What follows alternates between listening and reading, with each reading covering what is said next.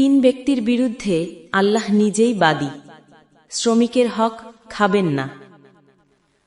আল্লাহর রাসূল সাল্লাল্লাহু আলাইহি ওয়াসাল্লাম বলেছেন, তিন ব্যক্তির বিরুদ্ধে কিয়ামতের দিনে আমি নিজেই বাদী হব। তাদের একজন সেই ব্যক্তি যে একজনকে মজুর রেখেছে, তার থেকে পূর্ণ কাজ নিয়েছে, কিন্তু তার প্রাপ্য মজুরি দেয়নি।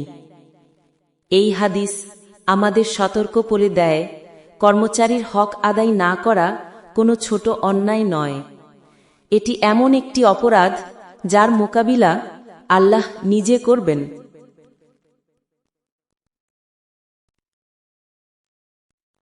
সময়মতো মজুরি প্রদান,